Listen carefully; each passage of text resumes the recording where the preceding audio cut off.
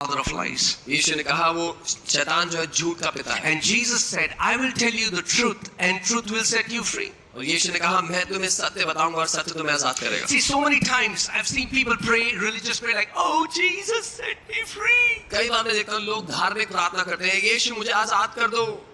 Yes, he will definitely set you free. हाँ वो आपको But he will Azad set करेगा। you free in the way he told he will set you free. वो आपको आजाद तो करेगा लेकिन उस तरीके से जैसे उसने कहा था कि वो आपको आजाद करता है। Because many people are expecting he will come in your room and maybe he will, you are bound with a thread and he'll open it up. No, he will tell you the truth and through the truth he will set you free. बहुत से लोग ऐसा सोचते हैं कि यीशु आपके कमरे में आकर के जिस चीज से आप बंधे उस धागे से उस धागे को खोलेगा। नहीं, उसने कहा मैं तुम्हें सब सच बताऊंगा और सच आपको आजाद So करेगा। if there is any area in our life where we are bound, what do we need? We need the truth. अगर हमारे जीवन में कोई भी ऐसा हिस्सा है जो बंधा हुआ है झूठ में, तो हमें क्या चाहिए? सच्चाई चाहिए, सत्य चाहिए। Amen.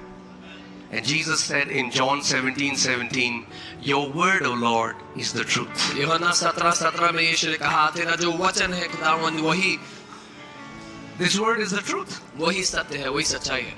Amen. Okay, so let's go to the word and all right. Maybe I'll share a little bit from the book.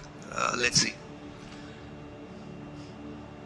Do you know there are so many Christians that believe in magic आप जानते हैं बहुत से मसीही लोग जादू में विश्वास करते हैं and they call it prayer. और उसको वो प्रार्थना बोलते हैं। Let me say that again. मैं दोबारा कह दूं, हिंदी में बोलता हूँ। चलिए जल्दी। बहुत सारे मसीही लोग जादू को मानते हैं और उसको वो प्रार्थना कहते हैं। Many believers believe in magic and they call it prayer. And they've been praying those kind of prayers for years. और वो कई सालों से इस तरह की प्रार्थनाओं को कर रहे हैं And it doesn't work. पर वो काम नहीं But करती। they don't stop and think what's wrong. पर वो लोग रुक कर सोचते नहीं कि ये काम क्यों नहीं कर रही है, दिक्कत क्या है? I've been praying the same prayers for years. मैं यही प्रार्थना सालों से कर रहा हूँ, What's wrong? दिक्कत कहाँ है? Why did I say that many Christians believe in magic and call it prayer? मैंने क्यों कहा बहुत से मसीही लोग जादू पे विश्वास करते हैं, उसको प्रार्थना या दुआ कहते हैं? Because prayer is not giving your wish list to God क्योंकि प्रार्थना अपनी इच्छाओं की लिस्ट परमेश्वर को देना नहीं है and then telling him what you want him to do.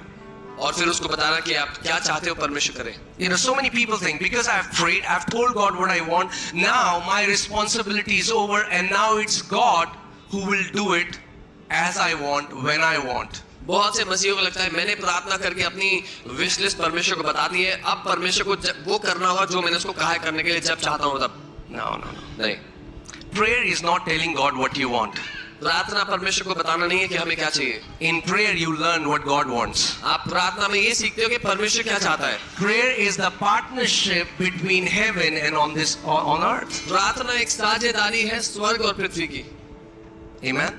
When Jesus was praying, जब यीशु प्रार्थना कर रहे थे, he was not telling the Father what he wants. वो पिता को ये नहीं बता रहे थे उनको क्या चाहिए, He was seeing what the Father is already doing. वो देख रहे थे पिता जो पहले से कर रहा है। And he said, a son by himself can do nothing, but whatever he sees the Father doing, this he does also. और उसने कहा एक बेटा अपने आप से कुछ नहीं कर सकता, जो वो पिता को करते देखता है वही वो भी करता है।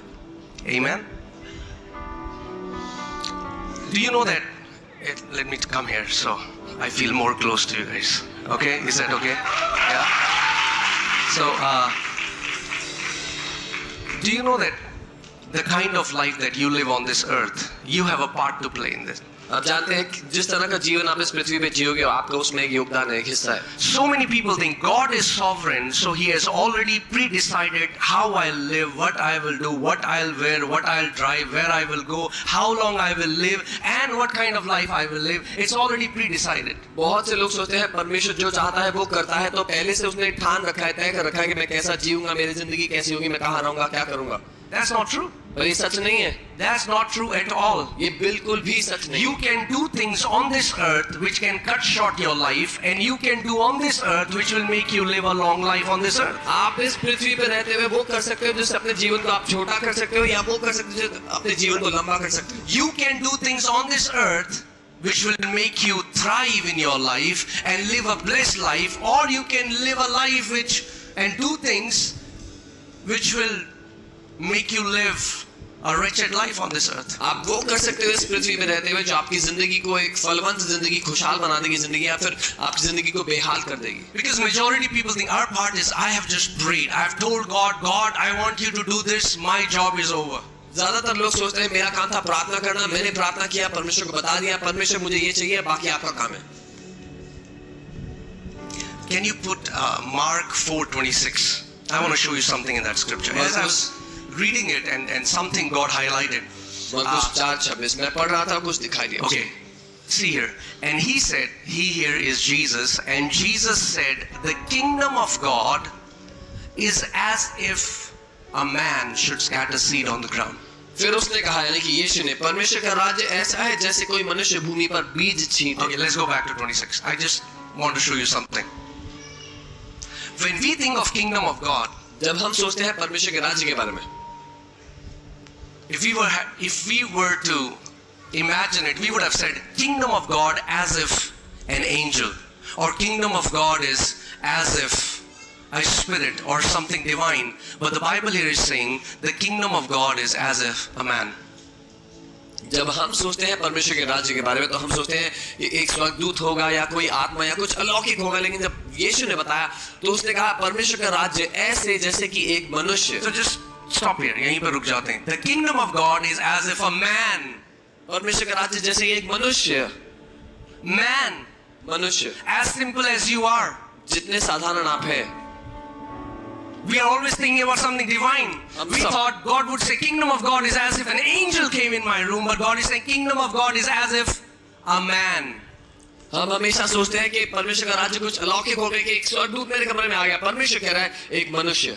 And see, that's why we miss it. Because when a man of God comes who says an angel comes to my room every day and you feel, I am not as blessed as this man of God because an angel comes into his room. What about me? और यहीं पे हम गलती करते हैं. जब एक परमेश्वर का जन आके कहता है मेरे कमरे में तो रोज स्वर्गदूत आता है, तो आप कहते हो ये तो बड़ा ब्लेस्ड है, लेकिन मेरा क्या होगा?